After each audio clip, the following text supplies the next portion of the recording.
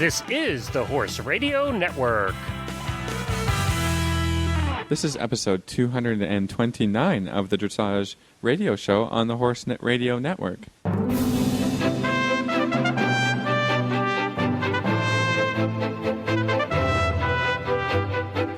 This is Reese Koffler-Stanfield from Georgetown, Kentucky. And this is Philip Parks from Fergus, Ontario, and you're listening to the Dressage radio show.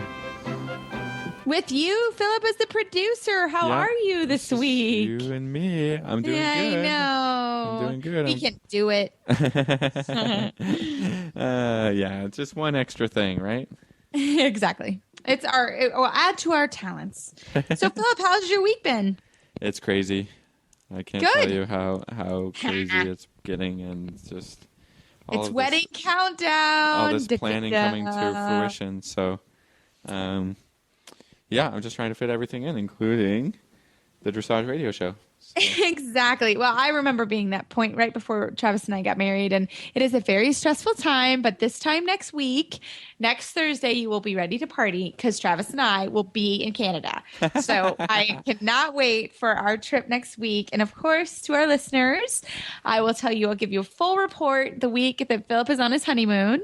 Right. So we're really excited. Philip, are you going on your honeymoon? What are you guys still planning on doing? Yeah, we're heading out on Monday. So Saturday we get married, Sunday we rest, Monday we leave. So exciting. So exciting. So I think Glenn and I will be by ourselves. Maybe I'll have to have a special co-host the week that you're gone, but I will have a report for everybody on how the wedding was. That's good. And when was it? Yeah, when was the last time you were even in Canada? We went for the Coupe de Marique when they held it at Blainville, and it was a wonderful competition. My sister ended up winning the gold medal there for team and individual, and my team, I think, was third. It was my first small tour riding, and it was a wonderful show. It was actually an exchange between Canada and the U.S., and it was my first sort of big international show. They don't do it anymore, but it was really fun. So had a great time. Yeah. Cool. So I guess I gotta update you on what's new in Canada, right? Yes. What's going on? We got rid of the penny. Maybe that's the most relevant thing. You got rid of the penny, really? Yeah. You can't get a penny. So if you're somewhere and you're waiting for change, you need a penny. Yeah. Not going to get a penny. Okay. Yeah. All right. Well, that's good to know. That's good to everybody that's listening. Philip told me that it's really getting cold, which, as we all know, it's getting cool. Yeah, I mean, it won't be too long before it's snowing. I hope it's not going to snow next week, but it's starting to feel it's fall. It's starting to feel like here it comes. Right, we're getting snow. Yeah, snow. As our listeners know, I don't do snow very well. I'm very complaining and cranky when it's cold. So, I will be the one person showing up in a snowsuit for the wedding because I'm sure it's going to be very. You don't even own a snowsuit, so what do you? Oh, I do too. It snows in Kentucky, Philip. Yeah, right. Well, I can't wait. I'm really looking forward to it. And everybody, I'm super excited because I'm going to help Philip with all his horses and pay him back for. No, I'm really looking forward to meeting all of Philip's horses and seeing the barn. So I will give a full report on the horses. Yeah. So I get to kick his butt a little before the wedding. So it's really exciting. So that will be awesome. All right. Well, last couple of weeks, we've been talking a lot about Festival at Champions, which you kind of hosted down there in Kentucky. So I guess we better talk about what happened. Absolutely. It was a great week. The weather could not have been more perfect. Really, truly. It was cool at night, but not too super cold. Maybe sheet weather for the horses and a jacket. But like 75 during the day, not a cloud in the sky all week. So October usually is a really nice time in Kentucky. So the weather was here's the gorgeous. question then, if that's so great. Why don't they host the Junior Young Riders Championships later in the season and that would not be when ideal. it's so bloody hot? Why do they host it so early? I think it's that little thing called school, but I'm not really sure. Oh, school schmool. I'm going to go with school, and that's why it's in July in Kentucky, which is not October. I think that's the worst. It's terrible. It's so hot for those poor kids. It's awful. Move it north. Yeah. Yeah. do that. Well, when I did it, it was in Chicago, but the horse park's such a great venue. It's just very hot. So we're trying to make our kids tough. What can I say? I don't know.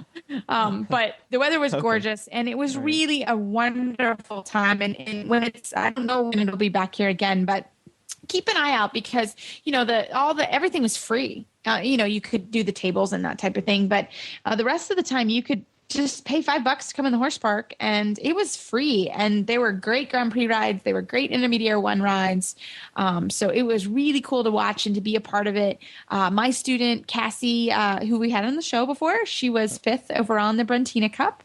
Nice. Had a great first ride, a couple mistakes in the last ride, which was kind of a bummer, but she did a great job. Super proud of her. And then Aiden Uhler, who stayed with us, won again. She stayed with us during Young Riders and stayed with us again. She's wonderful. She won the Young Riders very handily. She was by far the champion. And then we had Nadine, who was here on the show last week. Nadine she had one really good ride and then the pony got tired. So she was tripping a little bit in her second test. So it wasn't as good as she had hoped, but she still finished really well and it was good. So Philip, tell us a little bit about the winners. Of the small tour, the winner was Kim Herslow and Rose Marin. I think we've had her on the show. We love her. Love Kim. She's awesome. She's awesome. Yeah. And then second place was Caroline Ruffman, who we've had on the show a couple of times. Love She's her also too. really great. And then the big tour champion was Stefan Peters riding Legolas. So great guy. Also been on the show. We've had all kinds of great riders on the show. I know. When you just look at this, I got the listing in front of me. When you look at this listing and how many riders and people from these lists that we've had on the show and are great people and great friends of us, it's awesome to see them do well. And you must have loved having all these great riders down there, and you can see them and talk to them and watch the rides. It must have been great. It really was. It was a great opportunity. It was really fun. And we're going to have Guenter Seidel on the show today. He was second overall in the Grand Prix, and he has a wonderful horse. And I also got Guenter over to give Winnie and I a few lessons, and which was great because I was sore in some places that I shouldn't be sore in. So that was good. I'm like, I really wasn't using that muscle, was I? So he's going to be on the show today. So we have a great show. And we also have Hillary Moore Hebert. She is wonderful. We love when Hillary comes on to do the Dressage Today segment. So we have a really, really good show today. After this commercial break, we have Hillary Moore Hebert on. She is the senior editor from Dressage Today to give us the Dressage Today update. It's a favorite segment here on the Dressage Radio Show. Hi, Glenn here from the Horse Radio Network, and I'm with Debbie from Equestrian Collections with the Equestrian Collections Product of the Week. This week I'm featuring one product that comes in a bunch of cool styles and colors. This is the Kelly Tech Trek smartphone case. Now, this is the first smartphone case that we have carried that actually is a good enough size to fit your smartphones. It's half an inch by 3.25 by, get this, 5.5 inches, which means it's big enough to fit the iPhones, the Droid DNA and Galaxy phones, those kinds of things, those bigger smartphones. I have 3 different phone carriers in my trailer, none of which are big enough to fit the iPhone, but these ones are, and they come in such cool colors. They come in plaid, blue, and that has a picture of a jumper on it. They come in solid colors, purple, pink, blue. They've got different horse designs on them. This is going to be a great gift. Not only do you want one for yourself, but you're going to want to get at $14.99, at $15, you're going to want to get a couple in different colors to match your outfits. You know how trail riders are, match your outfits, but also to give as gifts, because I think this is going to be a big seller. They're brand new. We're happy to have them on equestriancollections.com. And you just search for Kelly Tech Trek, TEK T-R-E-K, and you'll. And let me tell you, they attach by on the top with a snap on the top, so that you can put them on your belt loop. You can put them on your saddle if that's where you want to carry your cell phone, and you can attach them to a ring on your belt. So I think there's all kinds of ways that you can attach this while you're out and about. At equestriancollections.com.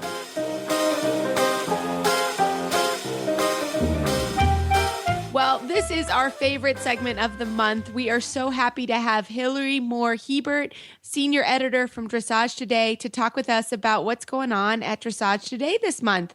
Hi, Hillary. How are you? Hi. We love having you. So we are ready and excited to just get right into what you have for us this month. Yes. So our October issue has a bunch of really fun stuff. It's still on the newsstands, and we're just going to wrap up some of the things that are in the magazine before we're talking about going into November when I meet with you guys next month. But the first thing that I wanted to share with you is I did an article with master trainer Jan Brink from Sweden, and he did a sidebar with me that I thought was really cool, that we kind of pulled from a book that he did that is only available in Swedish, but he was very kind and we worked through the translation.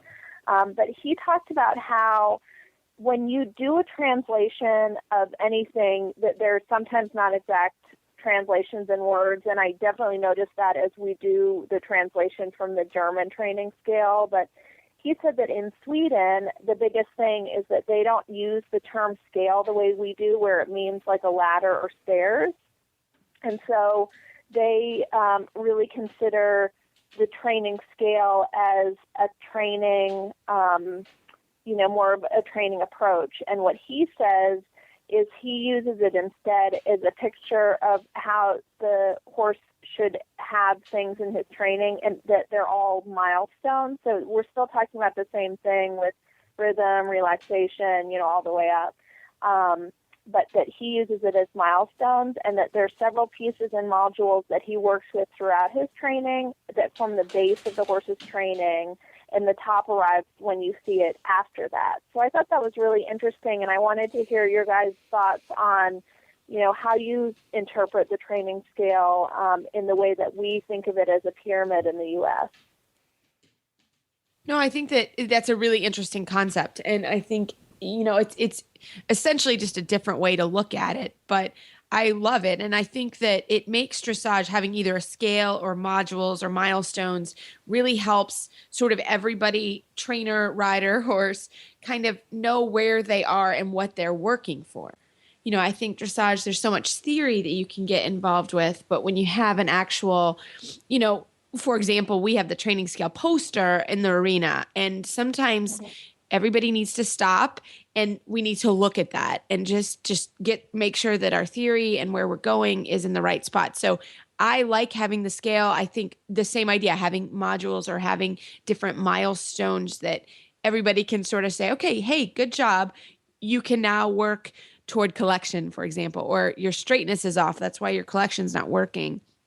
I find that very helpful as a teacher, and also in showing people how to kind of troubleshoot when they have an issue and I'm not standing there. They can kind of stop and think, and if they have to, go look at the poster and decide, where am I having some issues? So I find it really helpful and kind of helps get everybody through all the theoretical stuff that you have to know. Philip, how about you? What do you think? Yeah, I think pretty much the same thing. I mean, I use the scale as a guideline, right? And that, as you're trying to evaluate how is my horse going, or there's a problem, just like you said, let's go back to the guidelines and say what's missing, or what's good and what's not so good, and try and figure it out, because it's as much about the thought, of doing the training as it is about actually doing it, right? Like, you can kind of get into a problem, and if you don't have a plan or somewhere to go with your issue, then you're not going to go anywhere, right? Like, if you're not thinking about what you're trying to achieve, it's not just going to happen out of the air. So, it's just really handy that way, and make sure that you continue to train in a good way. So, I think that's good to always be talking about, the guidelines that have been set out for training horses for hundreds of years, right? There's nothing new you can introduce into that to do it the best way that you can. Exactly. Well, and I think it's really interesting. We had Christoph Hess here for the PVDA symposium. We had it at my farm, I want to say last weekend, but now I can't even remember.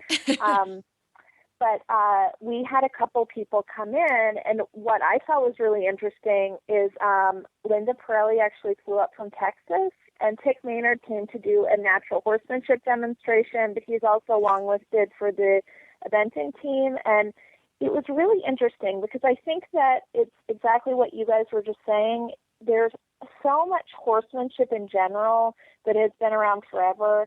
And I think it's sort of saying what is the foundation of things, and whether we interpret it as modules or a pyramid or a ladder or whatever, we're all really, I think, looking at the same kinds of things when you're doing things properly. And I think that it's really neat to see how, almost in our separate worlds that cross sometimes, how we almost are developing the same language and maintaining that same language, even though we're across an ocean or in different disciplines or what.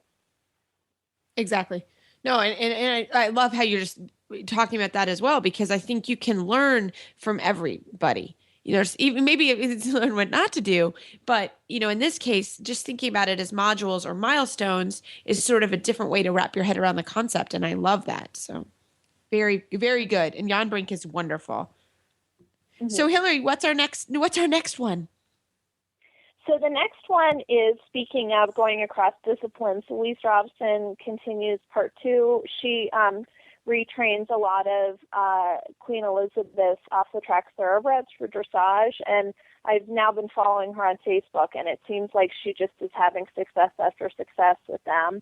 But she really has an approach from there where she takes their training, their racing training, as a building block, and then she builds on top of those. And, again, you're thinking about sort of building on things, but in her case, she has one exercise leading into the next, and I thought that was really neat. And I think, you'd have to read the whole article to totally understand it, but where she talks about is, like, for example, start and have your horse be able to just stay in sort of a steady rhythm with correct tempo on the circle, and then start to add transitions on the circle, then start to add leg yielding, and so you start with a foundation and then you build from there. But she goes back in her exercises to, saying if you can't maintain that circle, then you have to go back to just getting the prerequisites of the circle before you can get those other things. And I think that that's really interesting to think about, is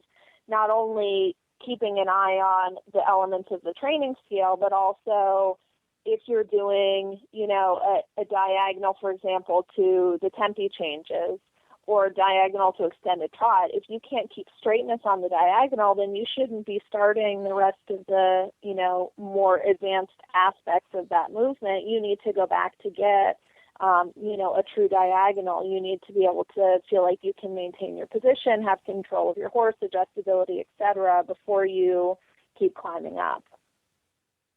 And this was a great article because I do train a lot of thoroughbreds, and mostly obviously because of where I am in the world. But we do a lot for eventing. And this was a really good article. I read the first part, and it's really worth, if you have a thoroughbred or train thoroughbreds, it's a really interesting article to read. And I think it's really worth taking your time to read it. So I really appreciated that one, and it was very helpful for my own training. I think I just wanted to add to Hillary's statement about, being able to do the basics first. I think also it's important to be able to do the basics well first, and to have some repetition in it before you start moving on. When a lot of times you want to get on a horse and then you're like, okay, it can do a circle, and then go, rather than just saying, okay, I'm going to spend a few days here, a week here, maybe 2 weeks here, until not only I can achieve the basics, I can achieve a circle or a diagonal or a good line, but that the horse is really comfortable in that place before I start adding the next thing. Even if they're good at the circle, I just have to always kind of step back, and especially with the hopper horses, with the thoroughbreds, with maybe some young horses that that they really are confident and comfortable in the exercise before you start changing it, and so that you always have a place to go back to if you run into trouble, right? And so if they're good at something, they'll be happy there, and you can go back to it, and it'll always be good, rather than just saying, okay, now, let's do transitions. Like, this is boring. Well, I think repetition is such an important part of, of dressage and of what we do, that we have to remember to really to do that all the time, and really make sure the horses are happy. You're absolutely right. I mean, yeah, no, go ahead, Hillary. Oh, I was going to say, I really like how you said that it's making sure the horses are happy, and I think that actually ties into the next point that I had. Cesar Trente did an article on 10 tips to get a 10 in the show ring, but it was really interesting when we talked with him, because he actually is still a high-performance rider as well. So he really gave us answers that were from the perspective of a judge, almost like he's watching himself ride and saying, here's what I noticed that then I bring back to the barn to remember when I then go into the ring as a competitor. But what he talks about is very similar to that, where he says that you want to focus on accuracy, which is sort of what we're talking about, but also moving on if you make a mistake. And I think that that really sums that up in this situation, where you want to make sure that even though you're making sure you're keeping an eye on the basics, you're not drilling things that your horse isn't getting, that you're saying, okay, how can we go back to a place that actually is a good foundation that I know that my horse is confident in, rather than saying, okay, we don't have X and Y, let's work on this until, the horse is worked up into a tizzy and, just feeling very unconfident and stressed out about it. Well, and I think definitely in the show ring, by the time you're getting to the show ring, it is not the time to open up, or even the week before the show. I think you have to be really smart in showing versus training your horses. And when you're in the show ring, it's certainly not a time to kind of not be positive and not think in that way. It only makes it worse at that point. So I think that's a really good, and we always do have to remember to stay positive. I'm always, and I probably do it too, but I really listen to my students. And if they say, oh gosh, I'm just never going to be able to do that, I'm like, well, just even the positive attitude when you're talking is really important, because if you say you're never going to do it, well, then you're probably not going to do it. You know what I'm saying? So, yeah. Philip. Yeah. And then again, sorry, Hillary, but I was just going to say, when you go into the show ring, I mean, we always talk about this, about showing at a level below what you're training, right? So again, that talks to having good repetition and being confident about going in. So I was actually just going to ask you, how do you guys deal with, and let me give an anecdote to explain my question. How do you guys deal with a student? I have one student, actually, speaking of the off-the-track thoroughbred, and they're very talented, have been doing really well in the show ring. They are very smart about, just doing the tests that they are confident with. But at home, when they have some training issues, I notice sometimes that people get into one of kind of like over-focusing. So say your horse has a tendency to be a little bit sensitive in the connection. So you really want to work on suppling. And you can get to the point where that's kind of all you're doing, is every movement is a means to an end for suppling, where you're spiraling in and out, and you're doing leg yields and transitions and everything, and you think that you're focusing on the dressage work, but you kind of hyper-focus on the thing that you're trying to fix. And at the end of the day, if you kind of have them leave that alone, it almost can work itself out. How do you guys balance having someone who needs to focus on the basics and needs to work on improving certain qualities, but not overdoing it? Yeah, I think that's a tough one. I think that when I'm training, I always try to remember sort of what my goal is. And it kind of goes back to, what is your goal for the day? or what is your goal for the week? And most everyone here, they see me 5 days a week. So on Monday, I have a stretchy day and kind of get back into the groove. But we also talk about, okay, what are we going to focus on for this week? So if there is an issue that we're trying to work on, that kind of comes up in that little, 5-minute meeting or whatever it is, and say, okay, let's try to work on this. And here's some things that we're going to work on.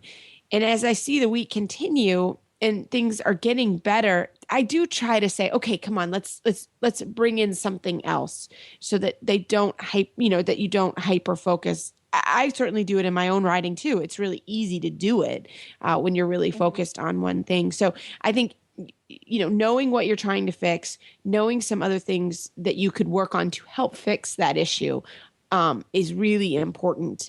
And just to say to yourself again, yes, you need to focus on basics. And seeing Festival here last week and watching Guenter and Stefan warm up, they're mostly working on basics. So I think that it's sort of a never ending concept are the basics. And that's where you're going to focus. So, work on it, but then bring in some other things, I think, so you're not kind of hyper focused on it. Philip, how about you? What do you think? I think you have to really, again, this is going to riding every horse as an individual. And so when I get on a particular horse that I think, okay, I know the horse, this horse is a little bit maybe what you would call stiff, I'm going to get the horse to a point where he's supple for him and not try and make him a different horse, right? Not say, oh, well, this is a simple, I just have to make him supple, I'm just going back to Hillary's example there.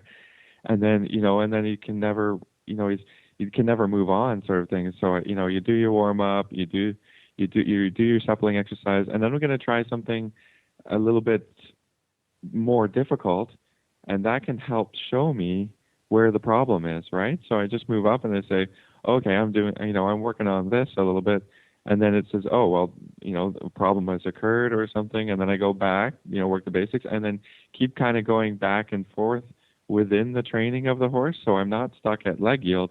I go on to shoulder and I go on to travers and say, oh, well, the travers can help me determine what's, some more problems or what to focus on when I go back to the basics. But sometimes you can go, you can just stick to the real basics and try to make them perfect without really identifying what is a major problem. You're just dealing with a lot of little small problems that may kind of always be there with that horse, that you're never going to kind of solve them completely. And so you might just get stuck trying to, make that horse, just like another horse that you have in the barn that is, maybe a really super supple superstar. So again, like just trying different things and challenging the horse with the next level or a movement or something that's going to be a little bit harder can help you figure out, what is maybe the real problem, and you can work through it and you can keep it fun and interesting. So I guess that's my 2 cents on that. And I have some, no, I was just going to add to that. I think that's where you can really use clinics or another instructor sometimes to get sort of a fresh perspective on your horse. If you have a horse for, 10 years and you've been riding and training this horse, and I've had this situation happen in my barn recently, and that is, a young woman has trained with great trainers, and she's come into the barn, and some of the things that she's been telling me, I'm not seeing them anymore. And that's what I told her. I said, I hear what you're saying, and I've known this horse a long time, but I'm saying, one of the things is, hey, I think you've actually done a really good job sort of fixing that. So don't hyper focus on something that I'm not seeing it anymore. Does that make sense? So I think sometimes a fresh perspective looking at the horses can be very interesting. Yeah, and I think the other thing that's really interesting, and I think we talk about it, but I don't think we recognize it enough, is there is definitely the school of thought of get your horse totally ready before you approach a movement, and other people who very much use those movements almost as, a means to an end. So say, for example, some people will wait to have their horse ready so they can ride a shoulder in that would be quality for training. Whereas I've done clinics where the horse isn't supple and they're like, let's go straight into a half pass, and maybe the horse is not perfectly bent the way you would in the show, but you're getting that outside hind step underneath more than you would be able to get if you were just on, a straight line, and, then change directions and go into shoulder in on the quarter line, and then change directions again and do shoulder in on the quarter line there. And sometimes it catches me off guard when I watch the different clinics, or I'll ride in different clinics to see how different people's approaches are in terms of how they do the warm-up. And a lot of times we warm up on our own and then we go and we ride with somebody. So you don't, I think that there's a lot of things to that of getting into the riding each day and, how you approach things. And I don't think there's a right answer or a perfect formula, but I think it's really interesting to see how everybody sort of has a different approach to how they use the different elements of the dressage work. Yeah, no, it's great. And Hillary, as always, we love your segment. Thanks for coming on. We always love the discussion and hearing what's happening at Dressage today. And this was a great issue, and I hope everybody picks it up. So Hillary, how do our listeners, if they have any questions for you, how do they find you? The best thing to do is to go to www.dressagetoday.com, and you can find how to connect with us. We always encourage people to submit articles, and you can find out about how to subscribe to our print and digital editions there. Well, as always, Hillary is a favorite segment of ours, and I'm so glad she always comes on the third week of the month. So loved having her. And after this commercial break, we're going to talk with Guenter Seidel, the U.S. team rider, and he was second here at the Festival of Champions last week with his wonderful mare, Coral Reef Wailea.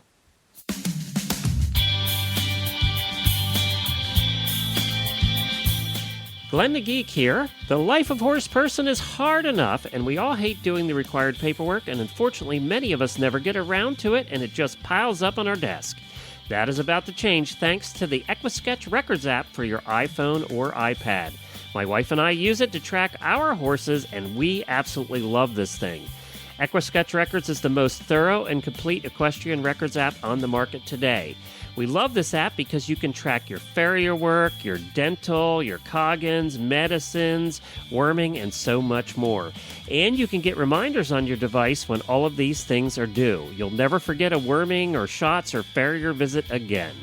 But it not only tracks your horse, you can also manage your horse shows, including individual events. You can manage riders, including lessons and memberships, and so much more.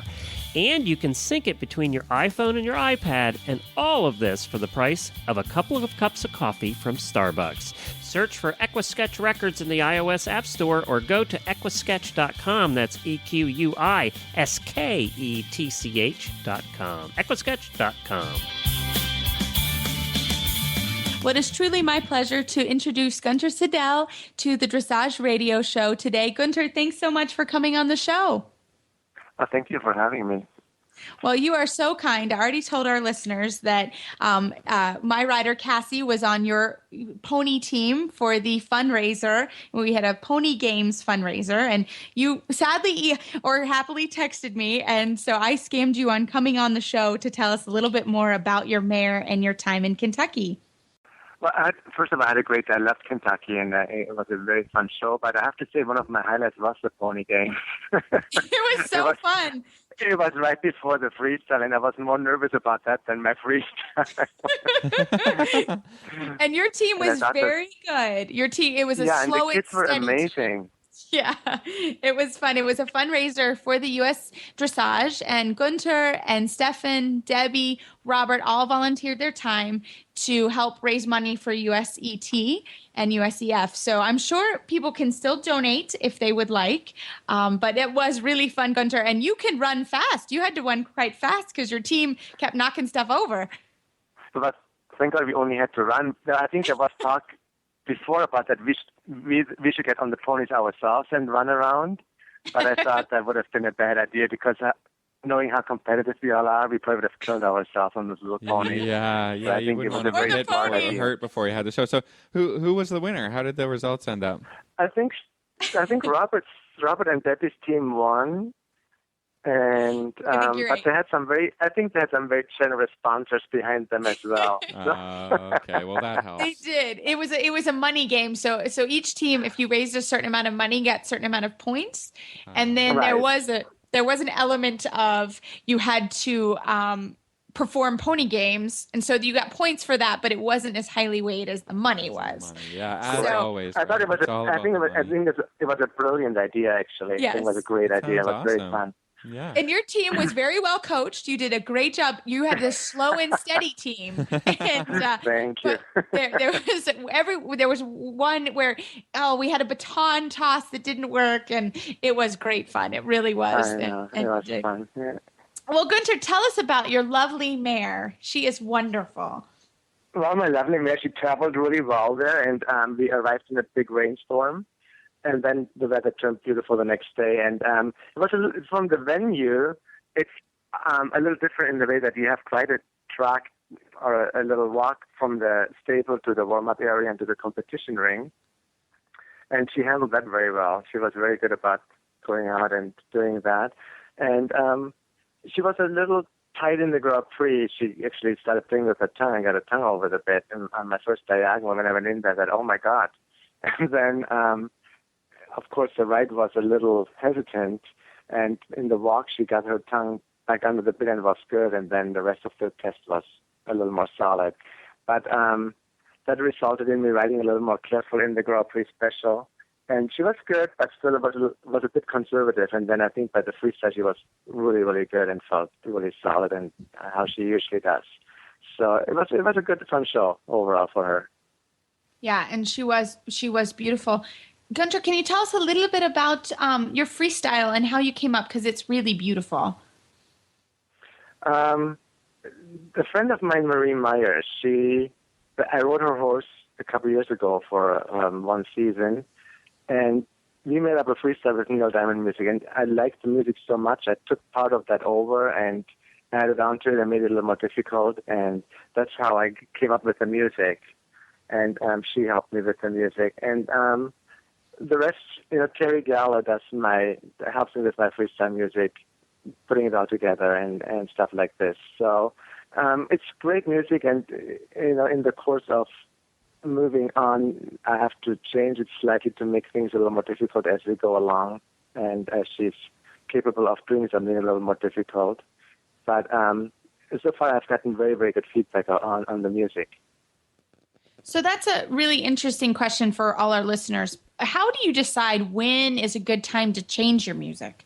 It's expensive and it's time consuming. So when do you kind of make that decision overall? Well, it depends on how much you show to. I think at some point people get tired of the same music. But like you say, it's expensive to choreograph something new and make new music. So it depends a little bit. I would at least keep my music a couple of years with the same horse for at least 2 solid seasons. And then if the horse is still very competitive and go out, then I would start to do something a little different. Because by then I think all the judges pretty much have seen you and have gotten used to it. And there's a plus and a minus to them. I mean, it's nice when the judges are a little familiar with your freestyle and look forward to it and know it. Then it's easier for them to judge, I think. But also there's some excitement about something new as well. Yeah, I'm interested in hearing a little bit about Wailea and about her personality and what she's like to train and how it is. If you think there's a difference with training a mare versus a gelding versus a stallion, what has it been like to get to know this kind of? She's still kind of new to you, right? I've had almost a year now though, and I knew her from before a little bit, and I've had mares before, and I think you can't just say you have one mare and they're all like this, but she's very special in the way she's a very, very hard worker. She does not want quit. Quitting is not in her mind ever. So if anything, she gets a little too strong and a little too eager to go, and that's sometimes a bit of a problem in that way. But in general, she's a very eager to work horse. And about mares, I think mares is a little bit like women. You know, you have Be to careful. treat them Be very, careful. treat them Easy now. very well. Otherwise, they hold a grudge. No, but it's true. She doesn't mind working hard, and if she does something bad, you can get after her in a correct way. But if you do something uncalled for or something not quite right, she will hold a grudge, and she does not like it. So she's a very good teacher towards the rider to do things correct and do it right. So I happen to just really, really like her, and I've had a couple of mares before, and I always got along with them fine. But they definitely can be more sensitive than most geldings, for sure. With stallions, it's a little, they get a little more sidetracked just because of their hormones. With mares, you have that a little bit when they come in heat or something, but she does not change at all when she's in heat. She's perfectly the same always. I would say for the ladies, the men get a little distracted with the hormones. I just thought I would throw that in there. Yeah, no, I was But going to it's say the that same too, all the but time. of It's the course. same all the time, I right? had to throw it in, ladies. I'm sorry. That is much more excusable. Exactly. Yeah. Well, Guenter, what are your next plans with her? Where are you going from here? We're having a little break right now, and then nothing is written in stone, but the plan kind of is to go to Florida for a few shows, maybe at the end of January, then come back to California and do some more CDIs here, and hopefully then be qualified for the trials, which I'm not quite sure if they're in Gladstone or not, but they're somewhere, probably Gladstone or the West Coast, I'm not quite sure. And from there, that picks the top 6 to go to Europe for the team next year. So that's kind of in the back of my mind. But like I say, things, you have a bad ride at the trials and you're out anyway. So it's nothing you can plan on for sure. It's just a goal to have. Right. I mean, I think a lot of times you have to kind of let the horse tell you when they're ready, and it's great to have the goal in mind, but sometimes they just are not in a great place when you want them to be. So it can be difficult to try and get them to kind of peak at the right time. What do you say, when you have a goal like this that might be a year away, is there anything that you're thinking of how to prepare for that in, like a long-term sort of situation? Yeah, but what you just said, it's a long-term plan. You can't just say, okay, in 6 months I'm going to try to do this. Actually, that's what you do say, but then you start planning right now. Yeah. Because you can't just start training a little bit before. You have to train up, get prepared, let them down again a little bit, and then bring them back up. So that's a big part of being a good trainer, or the successful people in the world. They know how to peak their horses at the right time, and that's super important because they can't always go full power. That's just not possible. So in that way, I have to say, be very, very consistent in your work throughout the whole time. Even if they have a little downtime, the horses, it's not like I think some jumper riders might do the turning out in pasture and letting them run around for a month or something. But I have found for dressage horses, especially when they're a little older, that doesn't really work that well. For me, time off is doing some work, but doing it not in a dressage and going out on the field riding, but keeping them quite fit to a certain degree, just with mentally different work and different exercises. And of course, you don't do extended trots or really stiff half passes or a lot of piaffe passage all the time, but you do a lot of gymnastic exercises which keep the horse supple and fit throughout the body and without stressing them too much. Guenter, how long do you usually let sort of that period last? I think that's always a question for riders. Like when you give a horse a break, how long, 2 weeks, a month, what do you usually do? I do like a couple of weeks, and then I pick up again a little bit. I do some movement and see how she feels. Then I do a little piaffe passage. I put a little bit more together, and if she feels great, I do that for a few days, and then go again for a week with something else. And if for some reason I come back and go, she feels a little rusty and like reluctant to do it or a little stiff or something, then I stick with it and say, you know what, you're going to have to work a little through, get a little bit in shape again, and then let it down again a little bit. So it's constantly kind of going a little back and forth that they don't totally fall apart. And what about competing? How often do you like to, kind of get out there and show as a preparation, or again, maybe thinking 6 months ahead, you want to be at a top competition, and, within that time, how do you keep the horse sharp and used to the show out atmosphere without kind of overdoing it? Right. It depends certainly on the horse itself a little bit, and I think it's good. Like right now, we have a couple of months where we don't have anything, but then when you have a big show, you can have a break maybe of 3, not longer than 4 weeks. But before you do like a trial or the games or something, you would certainly not want to have more than 2 weeks out a show beforehand that you stay sharp. Anything longer than that doesn't keep you sharp enough, in my opinion. One of the things that I've really noticed about your training is you're just such a kind person, and it really shows in your riding and in your horses. Guenter, thank you so much for coming on the show. I hope you'll come back again. We look forward to hearing about your plans next year and see how you and Wailea do. Well, thanks for having me. Well, Reese, I think that was a pretty good show. We're not quite done yet. We got an email, which is awesome. So, yay! One of the listeners had a question, a trainer tip type question. So I'm just going to read the email, and then we can talk about it. Great. It says, would love to hear a trainer's tip on how to try a prospective sales horse on the first and second ride.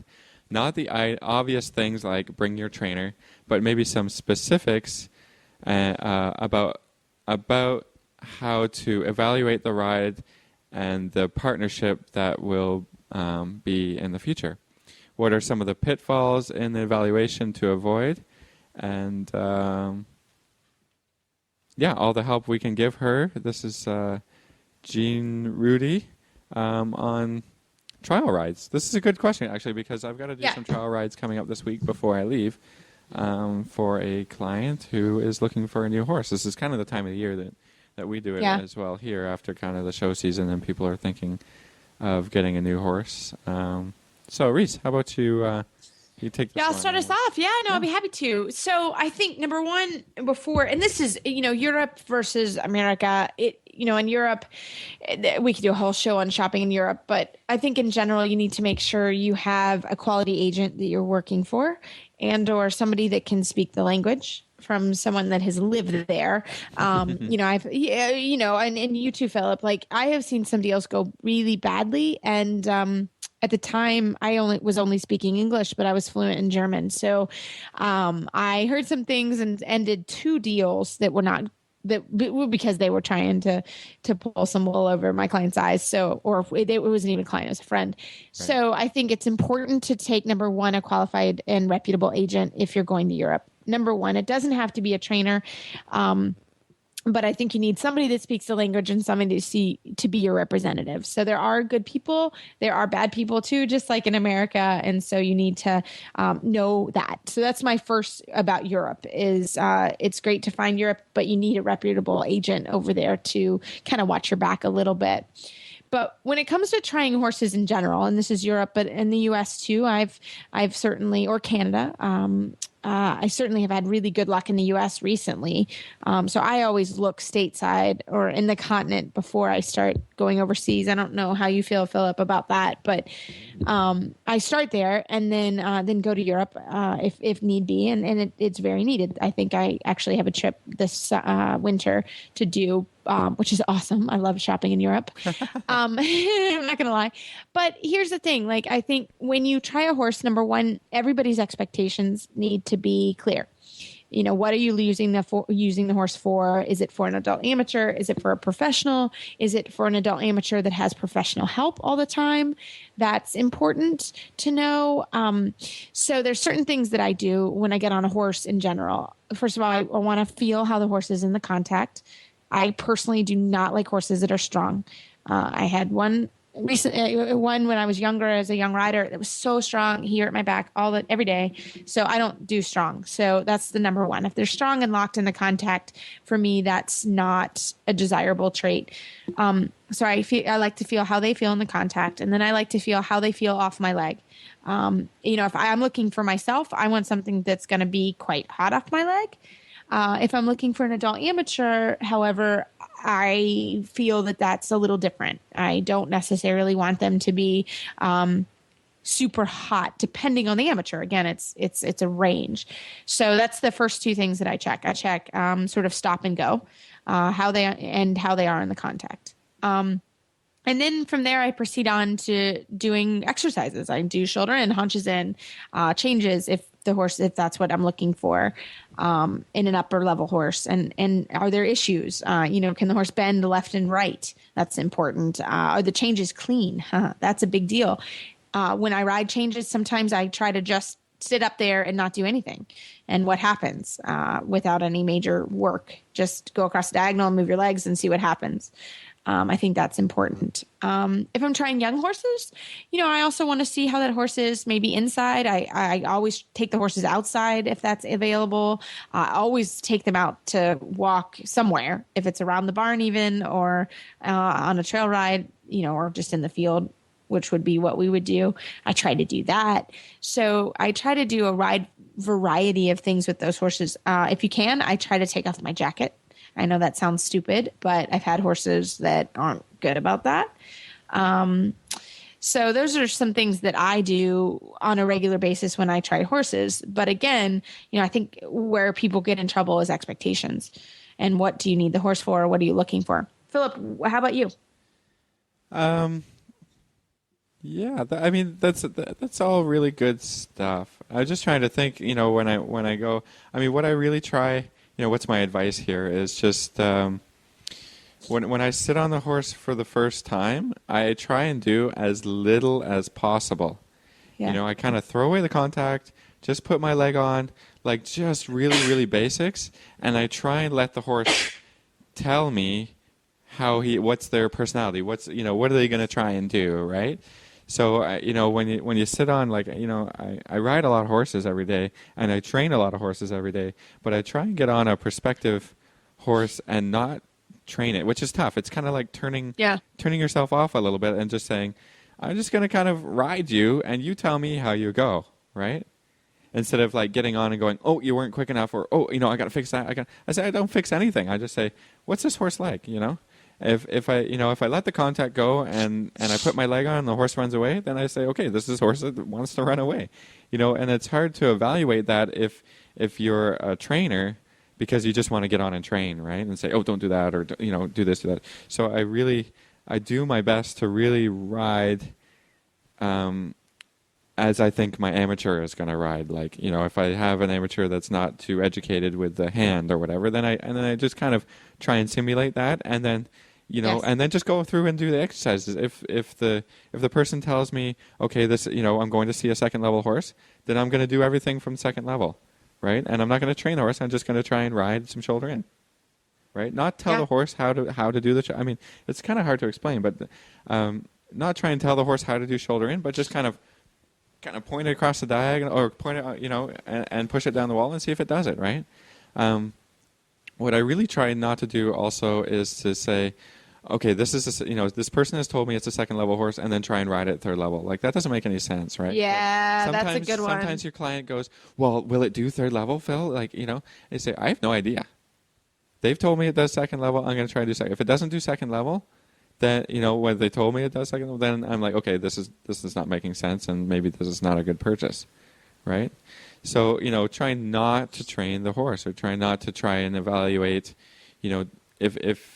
if I think it could do third level at some point somewhere down the road. You get into a lot of problems, in having discussions with the person you're buying the horse with, and also the person you're buying the horse for, because you can say, I think it will do third level, or I think it'll do St. George. I don't know that, right? Like, nobody knows that. Nobody can tell you that, because you have to walk down that road and then try and figure it out. Like, after doing a ride or two rides, you can say, to the best of my knowledge and in the horses that I've had experience with, yes, I think it could do. It's just so difficult. It really is a tough thing, and you kind of get stuck as the trainer. But I think what I tell people, you go and you look at the horse, and it's a beautiful horse, and it has an awesome trot, but don't overlook the walk, right?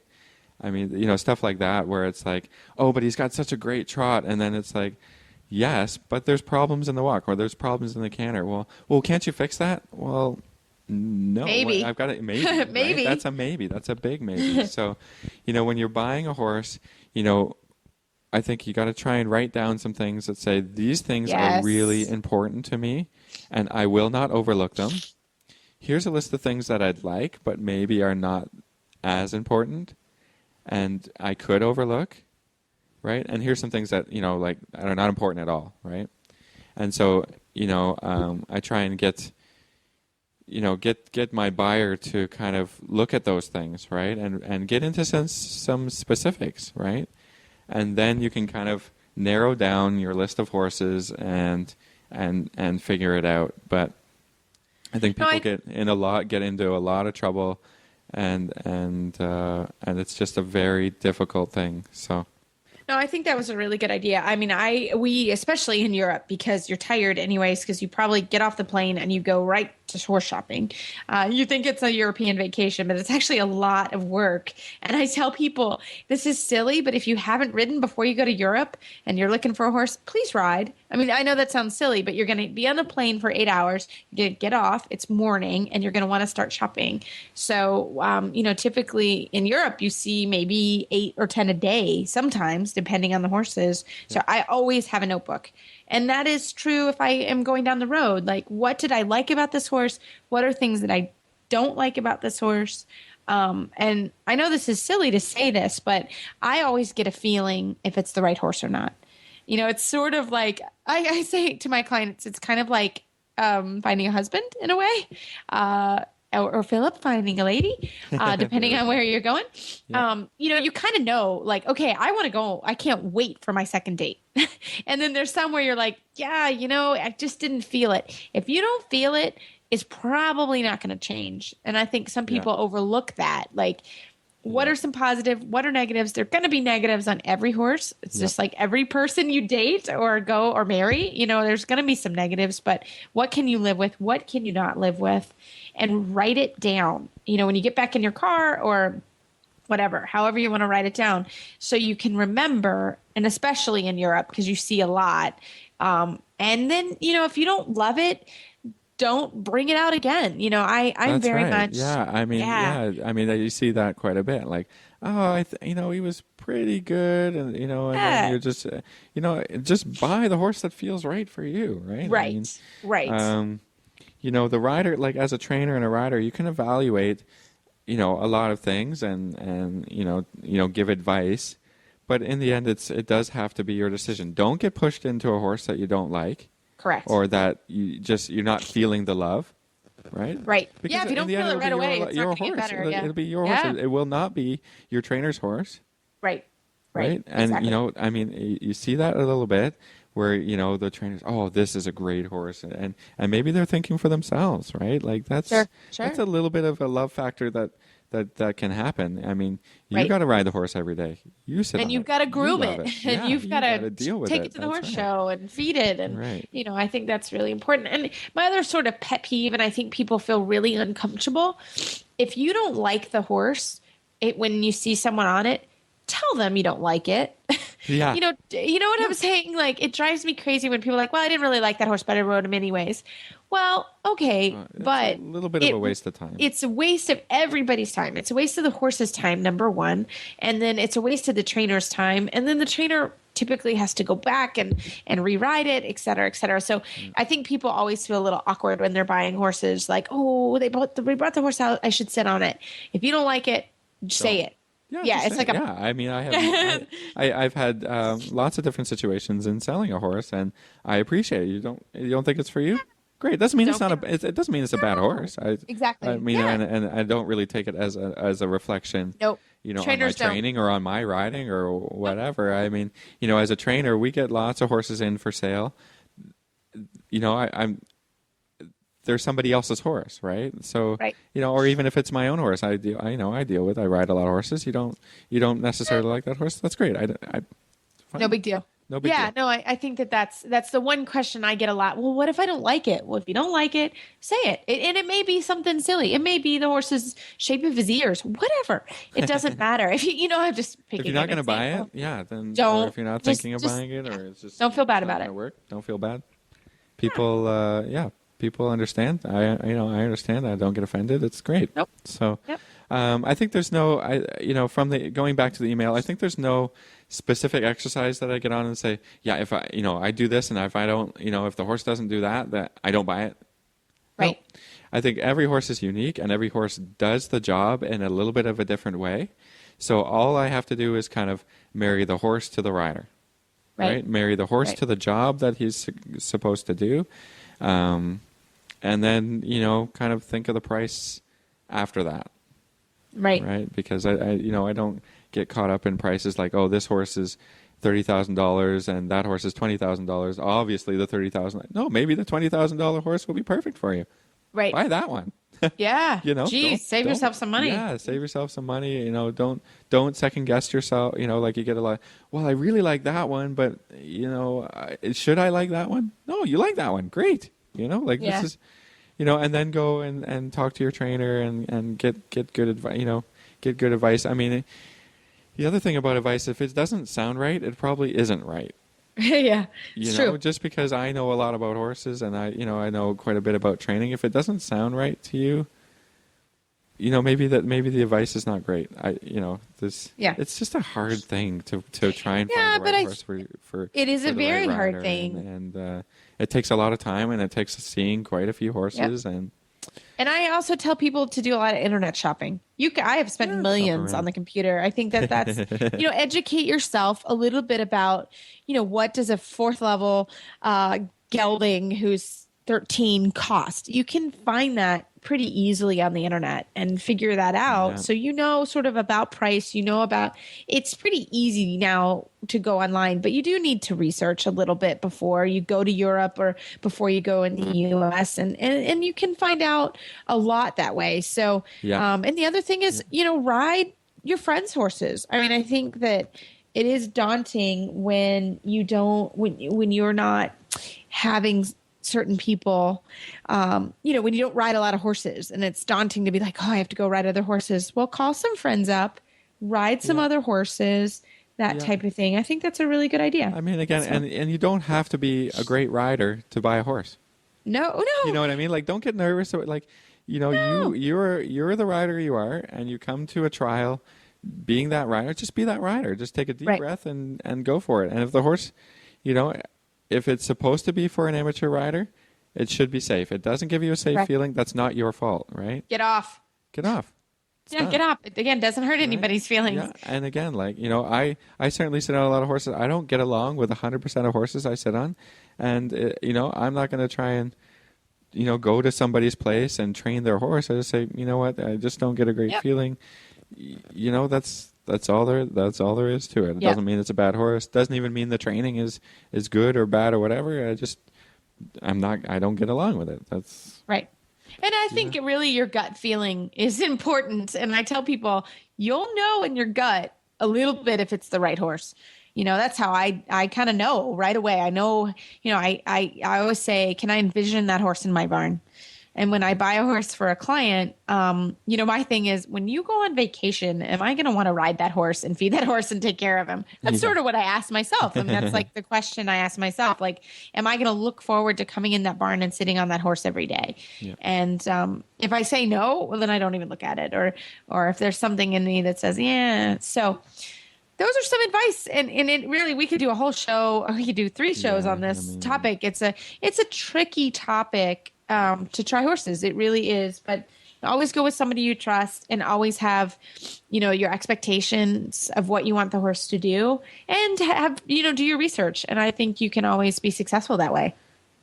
You could do your best anyways. I mean, it's never going to work out 100% of the time, for everyone all the time. They are animals. I think it just stuff happens and that's life. And, you can get the best advice and you can do the best job and and sometimes things just get a little messed up. And that's the way it is, It's right? When you're true. buying cars, sometimes you buy a car and the thing breaks down the next week. It's just you did the best you could, and then you move on. So Yeah.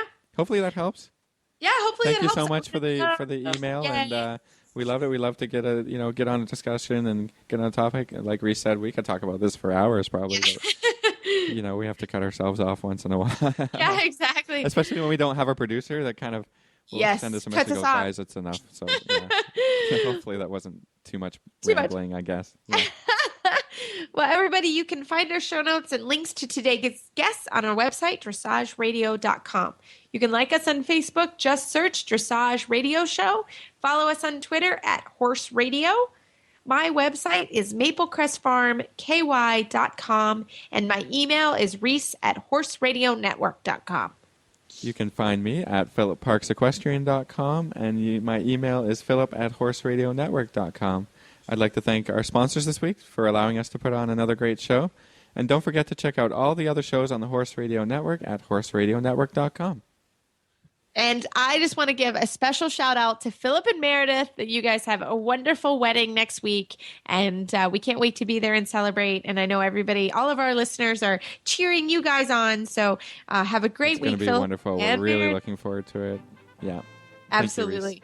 Yeah, no problem. And we will probably not talk to you, Philip, for a couple weeks. Next week we're off. I don't know if you planned that, but well done, Philip. We are off for the next week from the Dressage Radio Show, and I will be back while Philip is on his honeymoon. And for sure it'll be Philip, Glenn and I, because as we know, I can't produce. And maybe we'll have a special guest. So thanks everybody for listening, and keep your heels down and your shoulders back. And we'll talk to you in a couple weeks.